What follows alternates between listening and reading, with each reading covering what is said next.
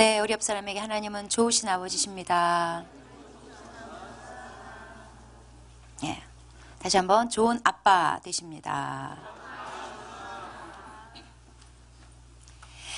네, 사사기 2장 13절부터 22절까지 입니다. 저랑 한 절씩 읽도록 하겠습니다.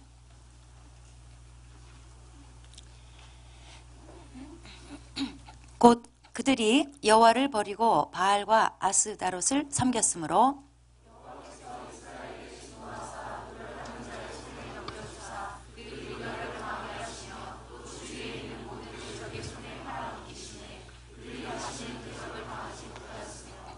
그들이 어디로 가든지 여호와의 손이 그들에게 재앙을 내리시니 곧 여호와께서 말씀하신 것과 같고 여호와께서 그들에게 맹세하신 것과 같아서 그들의 괴로움이 심하였더라.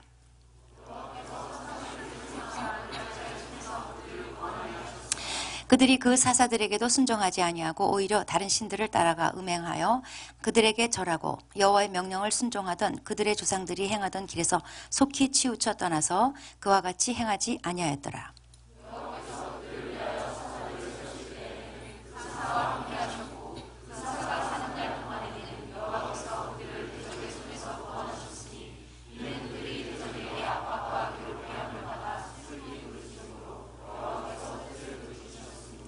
그 사사가 죽은 후에는 그들이 돌이켜 그들의 조상들보다 더욱 타락하여 다른 신들을 따라 섬기며 그들에게 절하고 그들의 행위와 패역한 길을 그치지 아니하였으므로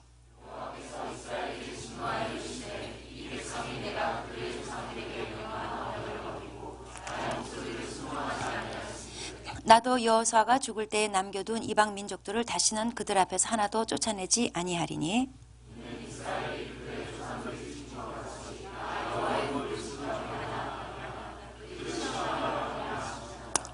네. 사사기에는 일정한 패턴에 따라 역사가 반복이 되고 있습니다.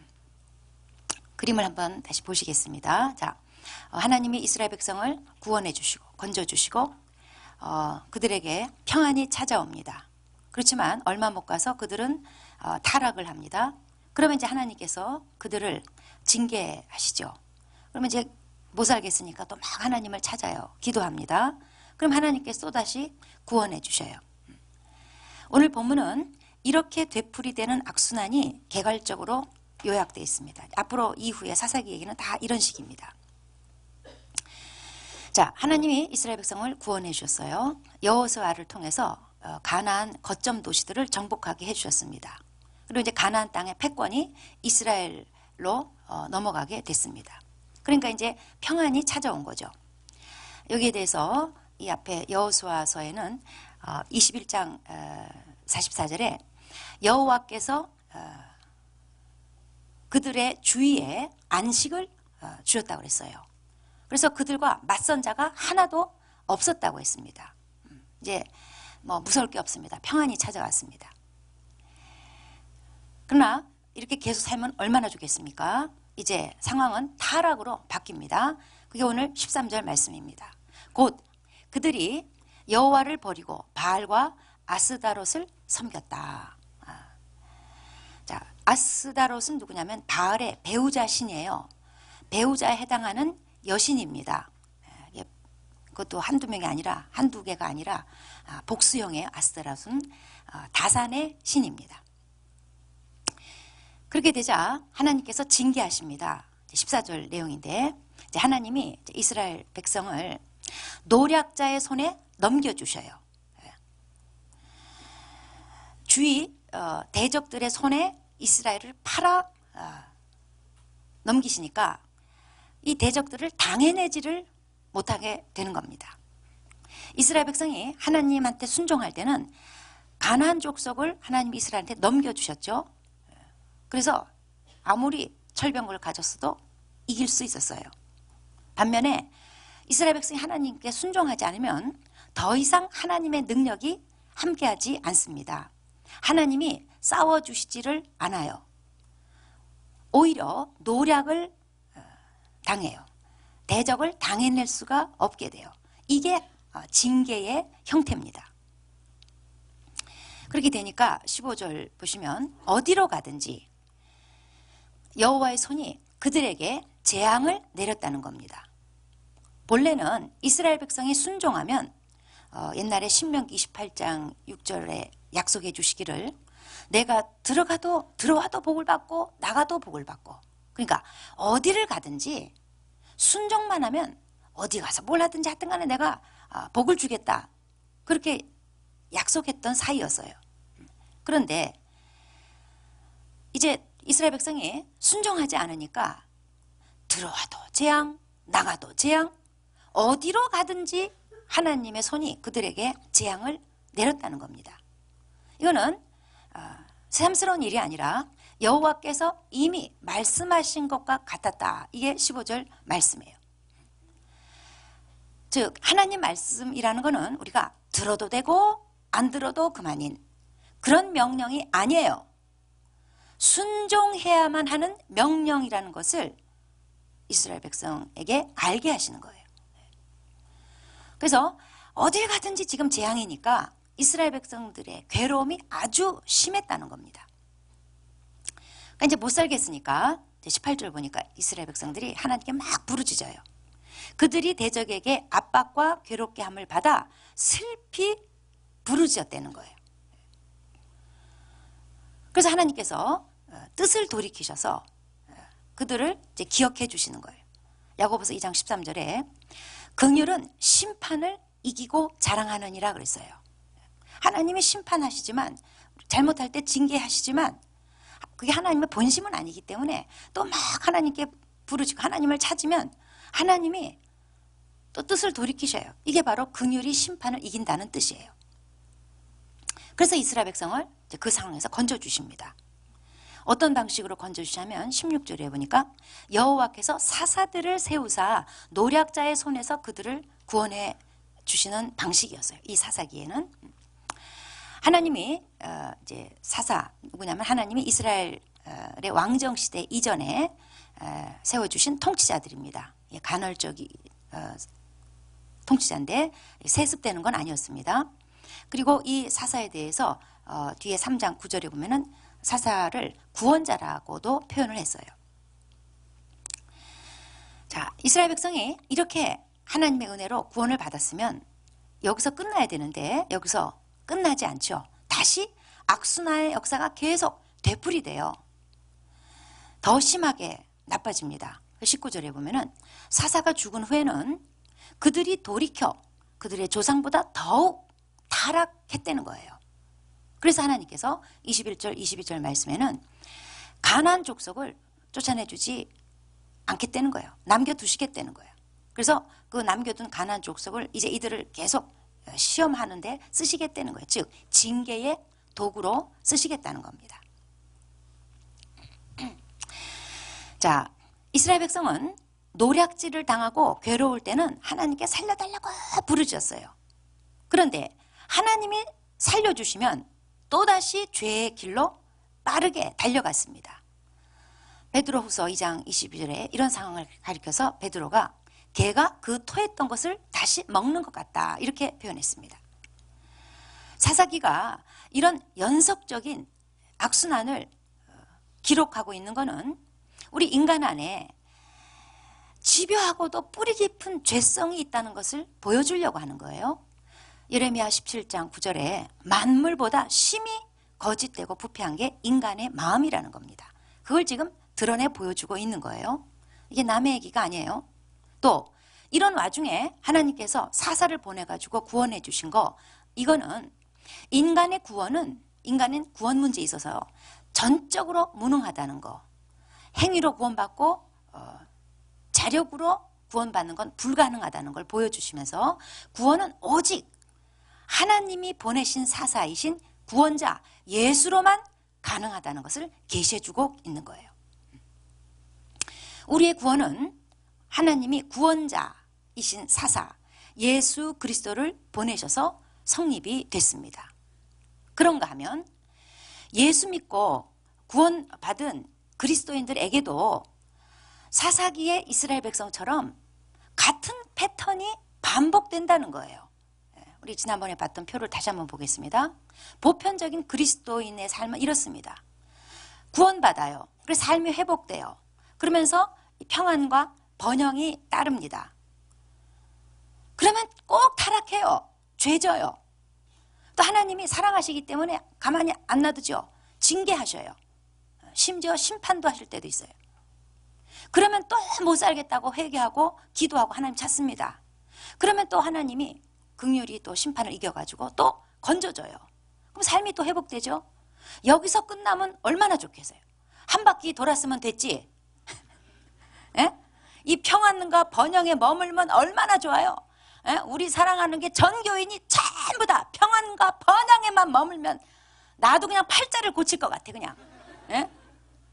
제발 좀 여기서 좀 머물라 이거야 좀. 예? 여기서 머물면 좋으련만.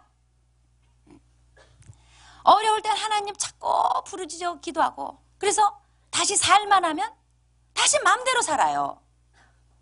인간들이 진짜. 예? 그러다가 문제 터지면 또 기어 나와요. 셀에 나와서 앉아있어. 벌써 제일 먼저 와서 앉아있어. 응? 잠수 탔다가 먼저 연락해. 예. 또 하나님 찾아요. 셀에서 막 기도해줘요. 문제 해결돼요. 또 뻘짓하는 거야. 예? 이 패턴이 왜 우리는 자꾸 반복이 될까? 왜 이 악순환이 자꾸 반복되는 것일까? 그거는 신앙의 본질을 외면하기 때문입니다. 신앙을 어떻게 생각하느냐? 자기 만족적인 편안한 삶 정도로 여기기 때문입니다. 당장의 편안한 삶. 그리고 편안한 삶에 뭔가 걸리적거리는 문제가 있으면 문제 해결이 지금 중요한 거예요. 그리고 문제 해결되고 나면 다시 본성으로 돌아가는 거예요. 하나님과의 관계라든가 그리스도인으로서의 정체성이라든가 신앙의 목적이라든가 이따위 거는 다 무시하고 살기 때문이에요. 그러니까 어려울 때 하나님께 매달리다가 다시 숨 쉴 만한 틈이 생기면 바로 주님을 외면하는 거죠. 여러분 위기 때만 하나님을 찾는다면 무당 종교랑 다를 바가 뭐 있어요? 예수님을 무당 취급하는 거예요. 이스라엘 백성이 애굽에 있을 때 출애굽하기 전에 하나님이 그들을 꺼내주시기 위해서 애굽 땅에다가 10가지 재앙을 내리시죠. 각종 재앙이 계속 이제 연속적으로 일어납니다. 그런데 이제 출애굽기 8장에 가면은 이제 하나님이 급기야 개구리 재앙으로 바로 왕을 치세요. 개구리가 뭐 한두 마리여야지 그냥 떼거지로 몰려와가지고 왕궁이고 집집마다 뭐 침대고 그릇이고 그냥 사람들에게 기어오르고 난리가 나요. 도저히 못 살겠으니까 바로 왕이 출애굽기 8장 8절에 이런 얘기를 합니다. 알았어, 됐어, 이제 그만. 너네들 보내줄게. 그러면서 모세한테 기도해달라고 부탁해요. 모세가 이제 기도해줘요. 그러니까 출애굽기 8장 15절에 이렇게 기록되어 있습니다. 바로가 숨을 쉴 수 있게 되자. 여러분하고 똑같아요. 네. 숨을 쉴 수 있게 되자 마음을 완강하게 했다는 거예요. 변심했어요. 네. 자, 바로 왕은 하나님이 이제 심판하시죠. 이제 하나님께 벌 받고 심히 괴로워요. 그래서 기도 부탁해요. 이제 알았다고 이제 이스라엘 백성 내보내 준다고 살려만 달라고. 그래서 하나님이 구원해줘요. 숨 쉴 만한 상황이 되면 다시 변심하는 이러기를 10장 내내 반복을 해요. 이 바로왕의 관심사는 뭘까요? 하나님과 올바른 관계 뭐 그딴 거 관심 없어요. 오로지 문제 해결이에요. 바로왕은 그래서 모세 불러가지고 어려울 때마다 모세 불러와가지고 이 개구리 떠나게 해줘라. 이런 기도만 시켰을 뿐이지 하나님에 대한 관심도 자기 구원에 대한 관심도 없어요. 천지를 창조하시고 생사 여탈권을 가지신 하나님만이 행하실 수 있는 권능들을 바로는 자기 눈앞에서 똑똑히 봤단 말이에요. 연속해서 계속 봤단 말이에요. 그런데도 하나님 신경 안 써요. 오로지 나만 편하면 돼. 메뚜기 때 재앙 때만 딱 한 번 바로가 내가 너희 하나님께 죄 졌다. 이번만 나의 죄를 용서해달라. 이 죄 문제가 딱 한 번 나와요. 그런데 그것도 어디까지나 그 메뚜기 떼를 없애달라. 막대한 피해를 면해보려고 구걸한 것뿐이지 진정한 회개의 표현이라든가 뭐 이런 거 아니에요. 그래서 다시 바로 변심합니다. 여러분, 이런 식의 신앙을 저는 이름하여 바로 스타일. 바로 스타일, 바로 스타일. 예? 바로 스타일 교인. 왜 교인자를 붙이냐면 그가 거듭났는지는 모르겠어요. 그냥 교회에 앉아 있기 때문에 제가 교인이라고 붙인 거예요. 교회에 앉아 있습니다. 오늘도 예배 드려요. 근데 바로 스타일 교인이 뭐냐? 하나님이 내 문제 해결만 해주면 돼. 그 이상은 노 땡큐예요. 왜 그럴까요? 로마서 1장 28절에 그 이유가 설명되어 있습니다. 인간은 본질적으로 마음에 하나님 두기를 싫어한답니다. 바로는 영원히 왕으로 살고 싶어 했어요. 그래서 영생을 꿈꾸면서 죽어도 미이라를 만들고 피라미드 지어서 거기다가 안치되기를 희망했어요. 그래서 막대한 것을 끌어모아가지고 자기 영생을 그딴 식으로 준비를 했어요. 죽어도 왕이 되고 싶었던 거예요. 사람들은 하나님이 내 삶에 들어오셔서 왕 되는 거 원치 않습니다. 내 마음에 들어오셔서 이래라 저래라 하는 거 싫어요. 어떤 식이냐? 그냥 하나님 그냥 도와만 주시고 가세요. 다른 데 계시다가 내가 콜하면 오세요. 하나님이 무슨 콜택시 운전세? 에? 그냥 시내 다니다가 에? 콜하면 오셔. 비용만 내가 조금 지불해. 그리고 목적지까지 갔으면 가시라 이거야. 그리고 사람들한테 나 기도만 해주라 이거예요. 하나님은 너희들이나 섬기라 이거예요. 당신의 하나님, 당신이나 열심히 섬기셔. 당신의 그 능력으로 나 기도만 해줘. 메뚜기나 쫓아주고 개구리나 쫓아줘. 그러면 됐어. 자, 이 바로 스타일 교인이라는 것은 문제 터지면 하나님을 찾습니다. 그리고 문제 해결되고 나면 내 마음대로 사는 겁니다. 그리고 다시 문제 터지면 또 찾겠지요. 즉 예수님을 무당 찾듯 찾는 사람을 말해요. 이 사람은 거듭나지 않을 수 있습니다. 그냥 예수신이 세다는 거 알아요. 하나님이 뭐 조물주라는 정도 알고 막강하다는 거 정도는 알아요. 기도하면 뭔 일이 일어난다는 거 알아요. 나의 왕은 아니에요. 그런데 그의 힘은 빌리고 싶어요. 거듭나지 않은 채 무늬만 크리스찬일 수 있습니다. 어떤 자매님이 예수 믿고 한 10년 가까이 됐음에도 불구하고 문제 말씀은 늘 저를 찾아와요. 자식 문제 꼭 저에게 기도 부탁을 해요. 제가 참고 참다가 한 10년 넘자 어느 날은 좀 약간 화를 냈어요. 이건 무당 찾는 거나 다를 바 없다. 예수님이 무당이냐? 정말 하나님 안에서 내가 변화되려고 하고 하나님과 올바른 관계를 맺고 천국을 사모하고 천국 백성으로 살아나는데 이런 데 주력하지 않고 그냥 문제 터지면 쪼르르 와서 기도 부탁하고 기도받고 그걸로 만족하고 내가 무당되는 것 같아서 난 싫다. 그래가지고 또 삐졌잖아요. 그래도 해줄 말을 해줘야 되기 때문에 오래 참다가 제가 해줬어요. 또 바로 스타일 교인이라는 것은 거듭은 났어요. 거듭날 수 있습니다, 이 사람이. 그런데 늘 자기 문제 해결에만 급급한 크리스찬을 말해요. 문제 해결 수준에 머무르는 크리스찬을 말해요. 이 바로 스타일 교인은요, 신앙 본질에서 벗어난 교인이에요. 예수 믿는 게 뭔지를 모르는 교인이에요. 신앙이라는 것은 문제 해결을 위한 방편이 아니올시다. 문제 해결 그 이상의 것이에요. 그런데 많은 그리스도인들이 그저 문제 해결해주는 방편 정도로 생각한다 이 말이에요. 또는 그냥 그 정도 수준에서 만족한다 이 말이에요. 그저 개구리 문제 해결됐으면 그만이에요. 메뚜기 문제 해결됐으면 그냥 그만이에요. 이런 사람들은 중요한 거를 놓치고 있어요. 그러면 뭐가 중요한 걸까요? 마침 오늘 큐티 본문이 누가복음 12장 바로 이 내용입니다. 예수님께 어떤 사람이 찾아왔어요. 부탁을 합니다.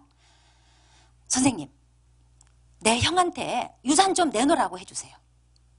형이 그냥 다 차지하고 입 싹 씻은 모양이에요.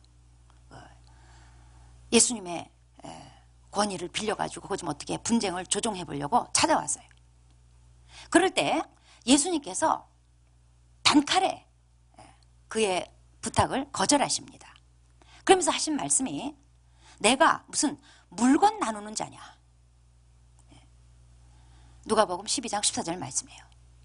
탐심을 물리쳐라. 사람의 생명이 그 소유에 넉넉한 데 있는 게 아니다. 그렇게 답변하시면서 비유를 하나 드십니다. 그 비유가 바로 부자 농부, 엄청난 수확을 거둬들인 부자 농부에 관한 비유예요. 풍년이 들었는지 아니면 농사를 잘 지었는지 하여튼 간에 엄청난 수확을 했어요. 쌓아둘 데가 없어가지고 창고를 증축합니다. 그리고 거기에 가득가득 다 쌓아놓고는 이제 손을 탁탁 털면서 이제 내가 몇 년치 먹을 걸 쌓아뒀으니까 이제는 편하게 쉬면서 그저 먹고 즐길 일만 남았다. 이렇게 아주 만족해하면서 말합니다. 그때 예수님이 이렇게 말씀하세요. 만약에 그 사람한테 하나님이 너 오늘 밤 가자. 하나님이 오늘 밤 그를 데려가시면 그 쌓아놓은 게 도대체 무슨 소용이냐. 그러면서 말씀하시기를 자기를 위해서 쌓아두면 뭐하냐? 하나님께 대해서 부요하지 않다면 하나님께 대해서 부요하지 않는 건 어리석은 거야. 다 소용없어. 예수님이 그런 비유를 드셨어요. 자, 지금 예수님한테 찾아온 이 사람은 예수님께 그저 문제 해결 받으러 온 거예요. 그랬을 때 예수님께서 나를 그런 용도로 생각하지 말아라 라고 답변하신 거예요. 즉 예수님이 이 땅에 왜 오셨는가? 예수 믿는다는 게 뭐냐? 그건 단지 이 세상 문제 해결을 위한 게 아니라는 거죠. 그럼 뭐예요? 예수님의 답변이 오늘 이 누가복음 12장에 나와 있습니다. 두 가지입니다. 우선 예수님이 이 땅에 오신 이유 생명에 관한 문제예요. 하나님의 생명. 그래서 예수님께서 누가복음 12장 15절에 생명을 언급하시는 거예요. 이 하나님의 생명, 그리스도의 생명을 얻어야 하나님의 생명을 얻어요. 예수를 믿어야 하나님의 생명을 얻어요. 즉 구원에 관한 문제예요. 그리고 예수 믿는 사람이 하나님의 생명을 얻었으면 구원을 받았으면서 거기서 끝나는 게 아니죠. 이제 좀 더 나아가서 생명을 얻되 풍성히 얻어야 돼요. 진리를 알고 진리로 말미암아 점점 자유케 되고 진리를 적용해가면서 내 삶의 가나안 족속을 죄를 쫓아내는, 그래서 비로소 쉼과 안식을 얻게 되는 이 자유와 평안, 이걸 점점 더 많이 누려가는 거, 이게 그리스도의 생명을 더욱더 풍성하게 누려가는 거예요. 이거는 소유에 넉넉한 데 있지 않다는 거예요.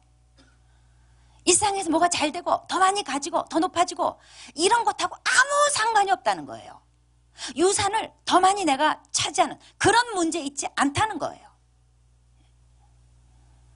그래서 예수님한테 문제 해결 받으려고 찾아온 이 사람한테 유산 잘 나눠가지고 좀 더 많은 것을 가지려고 찾아온 이 사람한테 예수님께서 너 지금 본질을 모른다. 유산 좀 더 많이 차지하고 세상에 있는 거 좀 더 많이 가지는 그것 때문에 내가 이 세상에 온 거 아니다. 그런 것 때문에 나를 찾아오는 게 아니다. 더 중요한 게 있단다. 너 하나님의 생명 받았니? 그리고 넌 생명을 얻되 풍성히 얻고 있니? 주님께서 지금 이 말씀하시는 거예요. 그 다음에 주님께서 두 번째로 하신 말씀이 있어요. 예수님이 이 땅에 왜 오셨는가? 우리는 왜 예수님을 믿는가? 예수님 앞에 왜 자꾸 나아가야 되는가? 두 번째 답. 너는 하나님 앞에 어떤 자냐 이거예요. 하나님 앞에 어떤 자냐의 문제를 말씀하셔요. 21절에. 즉 너는 하나님에 대해서 부유한 자냐 아니면 가난한 자냐. 그러면 이건 굉장히 중요한 문제입니다. 우리는 이 땅에서 얼마나 더 부유한 자냐. 그저 눈에 불 켜고 이것만 따질 줄 알아요. 그러니까 유산을 좀 더 많이 받으려고 그냥 눈이 뒤집어져 가지고 예수님한테 찾아온 거예요. 그런데 예수님의 관점은 달라요. 너 하나님 앞에 어떤 자니? 너 하나님 앞에 부유한 자니? 가난한 자니? 하나님 앞에 부유하다는 것, 하나님에 대하여 부유하다는 것은 구원 이후의 삶을 말해요. 구원 이후의 행위를 말합니다. 얼마나 주를 위해 살고 얼마나 주님께 드리고 얼마나 썩지 않을 양식을 위해서 일하고 등등의 문제예요. 이건 세상 부자의 문제가 아니라 하늘 부자의 문제예요. 순간의 부자가 아닌 영원한 부자의 문제예요. 그러자니까 이 세상 문제라는 거는 그게 혹시 해결을 받았다 할지라도 해결 그 자체로 만족하는 게 아닌 거예요. 이 세상 문제 터졌어요? 해결 받았어요? 그러면 그 과정을 통해서 하나님을 만나야 된다는 거예요. 하나님을 알아야 된다는 거예요. 그리고 그분을 더욱 신뢰하게 되고 그분과 더욱 가까워져야 된다는 거예요. 그게 문제 해결의 의의예요. 또 혹시 문제 해결 못 받았어요? 오케이예요. 우린 문제 해결 못 받았어도 실망하지 않아요. 문제 해결 못 받았어도 하나님 관계 변함없어요. 바울의 예를 보자면 바울이 자기에게 사탄의 가시가 있었어요. 이것 때문에 사역이 얼마나 지장이 오는지 몰라요. 생활하기도 너무 불편해요. 다름 아닌 간질이었어요. 근데 바울이 하나님께 구했더니 하나님이 이미 너한테 간 은혜가 족하다. 아 그렇습니까? 아멘. 우리 끝냈어요. 바울에게 있는 가시는 늘 바울로 하여금 하나님께 묶어두는 은혜의 안전벨트였던 거예요. 나를 겸손케 하고 계속 쓰임받게 만들어줬던 은혜였던 거예요. 그래서 문제 해결 안 됐어도 오케이요. 뭐 실망할 거 없어요. 즉 신앙인에게는 문제라는 거는 그거 해결받고 나 편하자 그게 아니라는 겁니다. 해결돼도 안 돼도 초점은 주님이라는 거예요. 해결되는 거 통해서 하나님을 더욱 알아가고 하나님을 찬양하는 거고 해결 안 됐어도 하나님에 대하여 이게 더욱 부여하게 되는 길이기 때문에 그렇게 받아들이고 또 하나님을 찬양하는 거예요. 사사기에 나오는 이스라엘 백성의 실패는 바로 이 초점을 놓치고 오직 문제 해결에만 매달렸다는 거. 거기에 있었던 거예요. 그죠? 오직 문제 해결해서 나 편하게 사는 거, 나 잘 사는 거. 거기에만 초점을 맞추다 보니까 계속 이 악순환의 패턴이 계속 이어지는 거예요. 그래서 우리는 사사기에 반복되는 이 이스라엘 백성의 실패를 통해서 배워야 할 게 뭐냐면 신앙의 초점은 문제 해결에 있지 않다는 거. 우리 신앙의 초점을 문제 해결에 두지 말자는 거예요. 만약에 문제 해결이 되면 사사기처럼 똑같은 패턴으로 반복됩니다. 신앙의 초점은 뭐냐? 하나님과 관련 짓는 거예요. 하나님의 생명을 내가 더 풍성하게 누리게 됐는가? 나는 이 문제를 통해서 해결이 안 됐지만 또는 해결된 걸 통해서 하나님에 대해서 더 부여하게 됐는가? 이게 우리 신앙의 초점이어야지 돼요. 이렇게 하나님과 관계가 분명한 자, 하나님과 관계가 돈독한 자는 그 문제 해결자가 바로 하나님이 친히 되어주신다는 게 성경 법칙이에요. 신앙의 초점을 분명하게 맞춥시다. 기도하시겠습니다.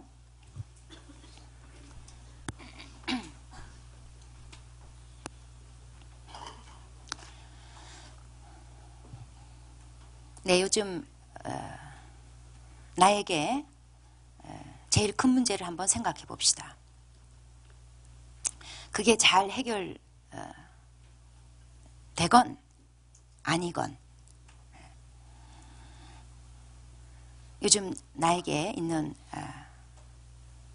그 문제 자체를 나는 지금 바라보고 있는지, 아니면 그 문제를 통해서 하나님을 바라보고 하나님의 생명을 더 풍성하게 누리면서 하나님께 더 점점 영적으로 부여해져 가고 있는지 한번 살펴보겠습니다. 우리 인간의 본성은 마음에 하나님 두기를 싫어하기 때문에 그냥 문제만 해결됐으면 하고 바라는 게 그게 본성이에요. 그러면 우리는 아무것도 얻지 못합니다. 그리고 이스라엘 백성처럼, 사사기 이스라엘 백성처럼 계속 실패하는 삶을 살 수밖에 없어요. 한번 돌아보겠습니다. 요즘 나의 문제 잘 해결됐습니까? 그걸 통해 얻은 게 뭡니까? 단지 나 편하게 사는 거, 잘 사는 거입니까? 실패하고 있는 겁니다. 또 문제 해결 안 됐습니까? 그것 때문에 낙심했습니까? 실망했습니까? 그것도 실패한 겁니다. 하나님을 보세요. 문제 해결 안 됐어도 바울의 가시처럼 그걸 통해서 정말 하나님께 나를 묶어두는 은혜의 벨트예요. 하나님에 대해서 더 부유하게 만들어주는 은혜의 길이에요. 그러므로 우리는 문제 해결됐든 안 됐든 우리는 오직 바라볼 건 주님밖에 없어요. 점점 더 해결됐든 안 됐든 점점 더 부유해지는, 영적으로 부유해지고 하나님께 대하여 부유해지는, 그러면 된 거예요. 그런 올바른 관계 맺고 사는 사람은 문제 해결자가 바로 하나님이 되어주십니다. 한번 돌아보시면서 나의 초점은 어디에 있는지 회개하고 다시 우리 눈을 들어서 주님께 분명하게 맞춥시다. 주님, 이 문제가 해결돼도 되지 않아도 저는 주님과 아무 관계 변함없습니다. 주님 더 알게 되기 바랍니다. 영적으로 부유해지고 하나님께 대하여 부유한 자 되는 계기 되기 바랍니다. 도와주십시오. 기도하시겠습니다.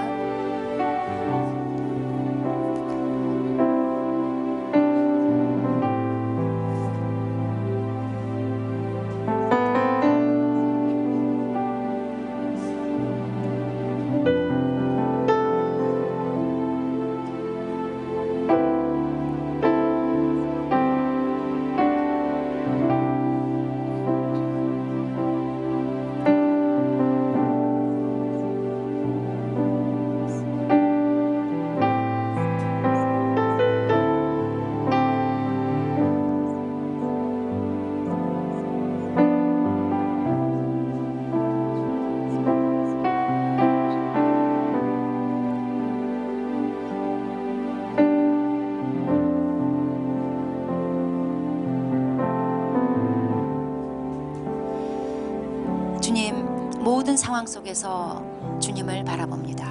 주님을 찾습니다. 주님을 찬양합니다.